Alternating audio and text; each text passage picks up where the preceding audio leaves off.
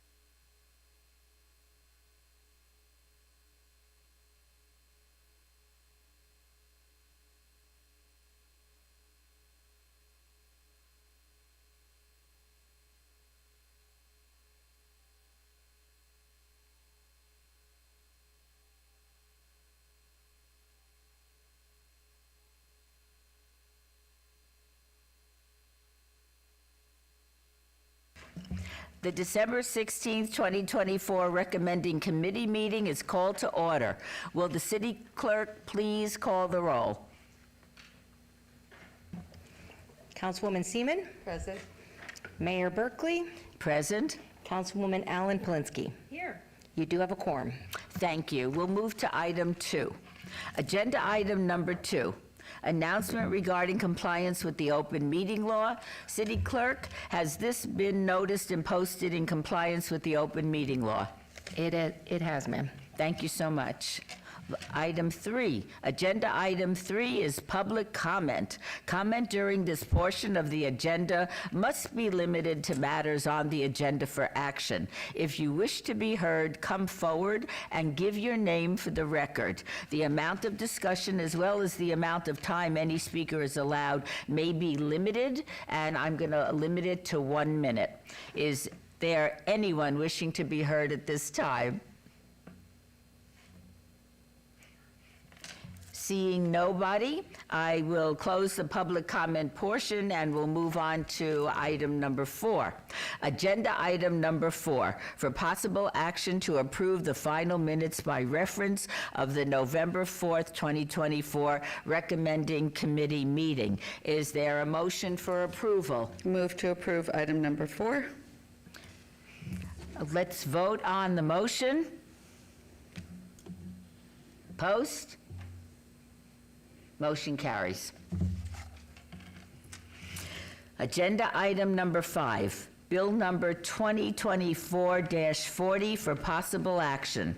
Amends LVMC 19.16.030 to add a new section governing the processing of certain types of general plan amendments as a continuation of and follow-up to ordinance number 6788, which created certain place-type land use designations and correspondingly changed the land use designations of specific parcels. This has been proposed by Seth Floyd, Director of Community Development. Mr. Floyd. Yeah, thank you, Mayor. Seth Floyd for the record.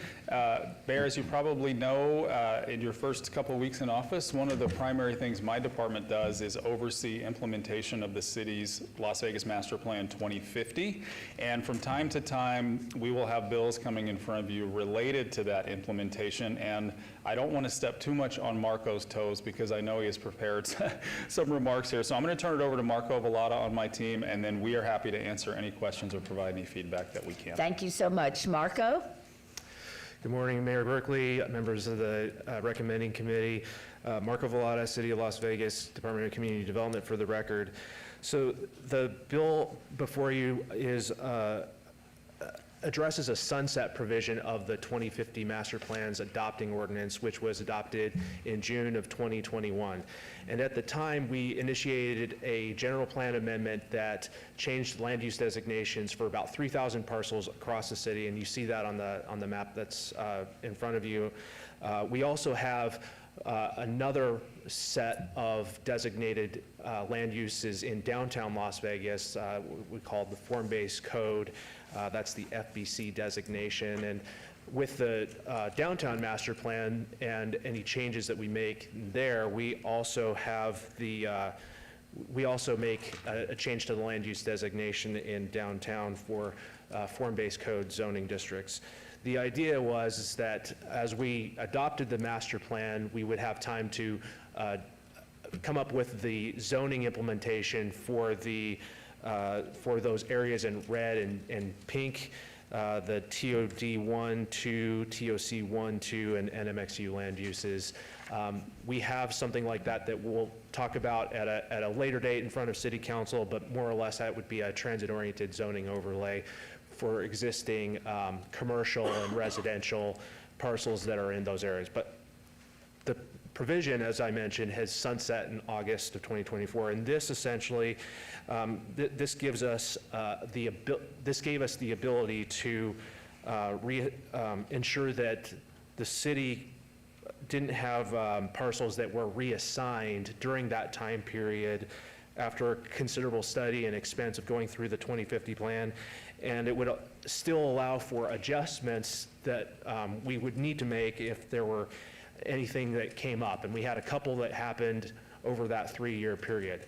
More or less, this bill will help codify that provision by allowing the city to continue to do so, but also if an applicant needed to make a general plan amendment, we would have a mechanism now without the need for the city to be that initiator, which is the section 2 of the bill. We also have this ability to maintain discretion over time for any of these changes that come up. So this process will allow Seth or whoever the director of community development is at any point in time in the future to make those changes if we absolutely needed to make any amendments along the way. So with that, if there's any questions on this, I'm more than happy to answer them. Do either of the city council people have any questions? No. May I ask a question? Yes. Does this provide flexibility? So if somebody wanted to appeal the designation, that they would be able to do so? How restrictive is this? So at this time, the way that the bill is written, everything would be subject to the director of community development. Based on the owner's submission of convincing evidence, we would allow for such a change to happen, but right now there is not an appealable decision under Title 19. Can I ask a question? Yes, please. So when we talked about this in briefing, we mentioned that we wanted to have the opportunity for the council to appeal it. You should not, I don't know that the director should have the last say instead of the board. So I'm a little concerned about this. I thought we had discussed that, did we not? Councilwoman Seaman, yes, Seth Floyd for the record. We did discuss it. The way the bill was drafted, though, it did not have that appeal in there. So this is the opportunity to have that discussion about changing it. But let me add one comment on that. While technically it's written as it's my discretion, it's not really. It's the master plan. The master plan governs whether something requires a change or not. So it's not really me just unilaterally making a subjective decision. We are looking at the master plan and what's proposed and seeing if it's consistent. And for these areas that are shown on the map, if it's inconsistent, then either the city has to initiate that change or the developer has to get a concurrence from the department. From the department, but, Correct. but Yeah. things change. So I think question. that I would not be comfortable with this unless they were able to appeal to council. And I think I mentioned that in briefing. Thank you. Understood. This is a public hearing, which I now declare open. Is there anybody wishing to be heard? Seeing none, I will close the public meeting. Is there a motion? Could we make a motion to amend this, that it can go up to council appeal? So- Ask legal. Or would that be at council? There is a sentence in there. The sentence says that a decision by the director is not appealable. We could remove that sentence. It's not a typical item that gets appealed. It's just a decision that the director makes. And over time, the council has indicated that it doesn't, previous councils indicated they didn't want to hear these little individual kinds of items, but if the council's interested in having that be on the agenda, it's a possibility. So we could certainly take out that sentence. If we take out that sentence, every developer that gets a no. We'll be appealing to the city council. Okay. Do you think this, if we made this amendment, it would become too onerous and burdensome? I'm not sure that it would be onerous and burdensome. What I think it would do is sort of lessen the protection that the bill provides. The idea is that we want, the council and prior council and staff spent a lot of time developing the master plan as a vision for the future. We are at a transition point right now where we are going from growing out, lots of single-family development on vacant land, to growing up and doing infill and redevelopment. And I think because of that, it's even more important that when we develop a vision, we do our best to adhere to it. And that's the reason for this amendment. And that's why you're only seeing this proposal for these areas highlighted in red, purple, gray, and pink on the map. So it's not that many parcels in the city. So I don't think it would be burdensome either way, but I do think there's value in not having the appeal because it increases the strength of the plan for these particular areas. Let me ask you one more question. Let's say we pass this without an amendment. Can we revisit this after we, in the course of time? Yes, ma'am. When it goes to council, so between now and council, there would be an opportunity for an amendment and for council to consider that amendment at city council. Okay. All right, in that case, is there a motion? I move to approve. Let us vote on the motion. And that's as written? As written. Thank you. Post? Motion carries. Thank you, Mayor. Thank you. Thank you very much. Let me Yes. jump in here. Oh, yes, please do. That bill is scheduled to be heard by the city council on, and my piece of paper is missing, which makes me look ridiculous, but I've now found it. It's January 15th, 2025. All right, thank you very much. I was going to have us lock the doors and get the marshal, but thank heavens we've avoided that. Agenda item number 6, bill number 2024-41 for possible action. Amends Title II of the Las Vegas Municipal Code by adding Chapter 2.67 to establish the Animal Advisory Committee, sponsored by Councilwoman Victoria Seaman. Mr. Steed. Yes. I can make a brief presentation, but if the councilwoman sponsor would like to speak as well, that's fine. I'll let you make the presentation. Okay. The councilwoman asked that we establish a committee. We used to have many years ago an animal advisory committee in the city. It was limited to the hearing of disputes over whether an animal was vicious, and it wasn't being used very much, so it was repealed. The councilwoman's desire is to have a committee now that would regularly meet, that would provide input to the city council on issues regarding animal protection, animal welfare, anything on that subject.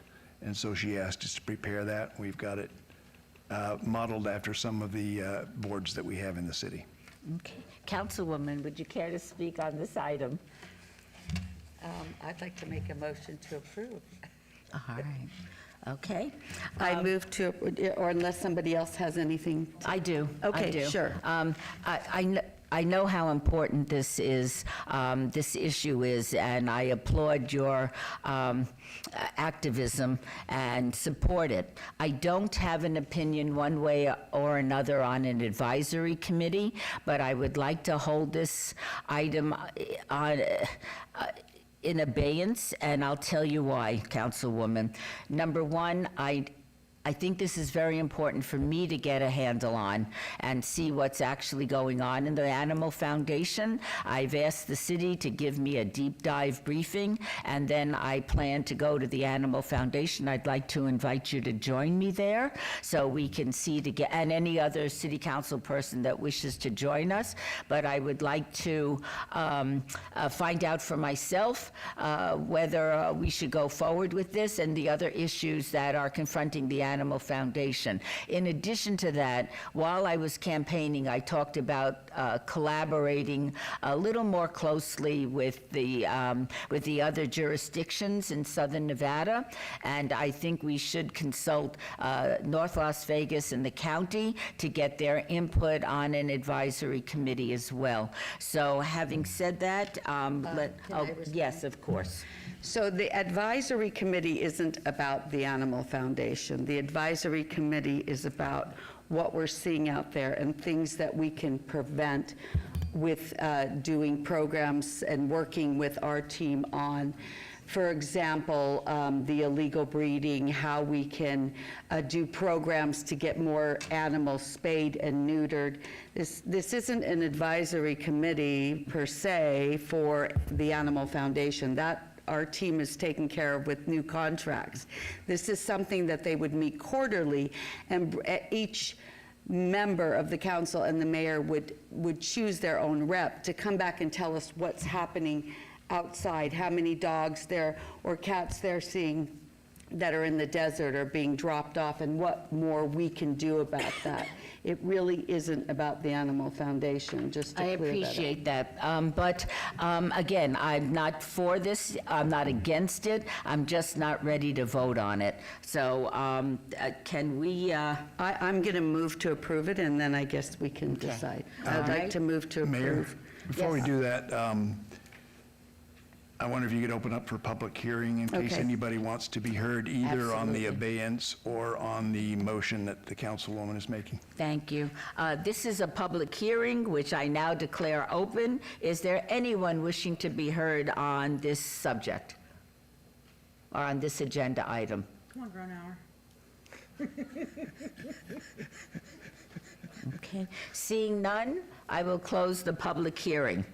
We have a motion on the floor. Please vote on the motion. I don't know if I finished the motion. Motion Oh. to approve bill number 2024-41.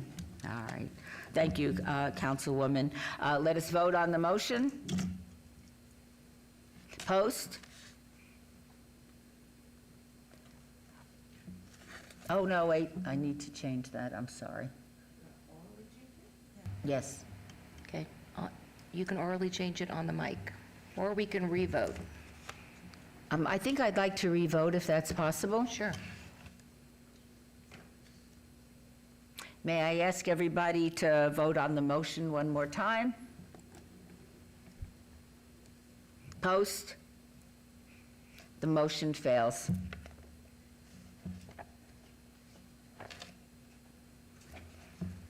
Is there another motion? It still moves forward, right? What goes?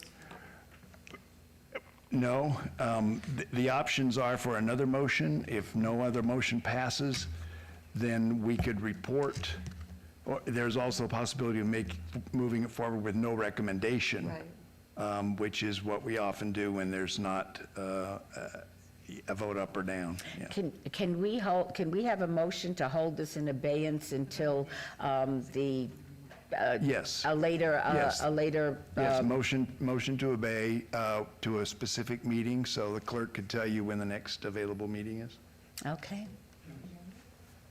Madam Clerk, can you, Oh, 2 meetings. Board's saying 2 meetings. I would appreciate 2 meetings. That would be February 3rd. February 3rd. Do I hear a motion?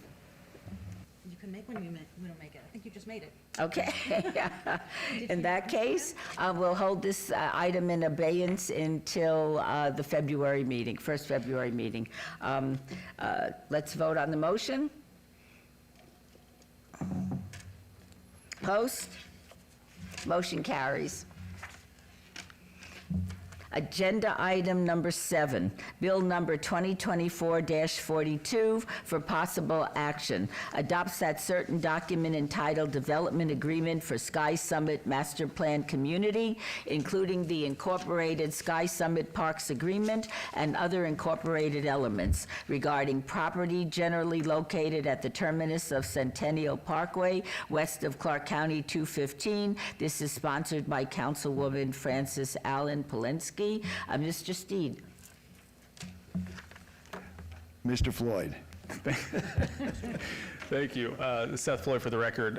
Mayor, this is essentially ministerial. The council adopted the actual development agreement back in November, about 3,500 units in this master plan, of residential in this master plan community, along with a parks agreement. And the way that our process works is there is an ordinance that then follows after that development agreement to adopt the development agreement. So this is just the ordinance reflecting the adoption of the development agreement. Thank you, Mr. Floyd. This is a public hearing, which I now declare open. Is there anyone wishing to be heard? Seeing no one, I will close the public hearing. Is there a motion? Yes. Thank you, Madam Mayor. I move to approve item number 7, bill number 2024-42. Okay, let us vote on the motion. Post. Motion carries. Mayor? Yes, And sir. that bill is eligible for adoption at the city council meeting of December 18th. Outstanding. Got that. Okay, very good. Agenda item number 8 is citizens' participation. Public comment during this portion of the agenda must be limited to matters within the jurisdiction of the recommending committee. No subject may be acted upon by the recommending committee unless that subject is on the agenda and is scheduled for action. If you wish to be heard, come to the podium, give your name for the record, the amount of discussion on any single subject, as well as the amount of time any single speaker is allowed may be limited. We will limit this to 1 minute. Is there anyone wishing to be heard at this time? Seeing none, the recommending committee meeting is adjourned.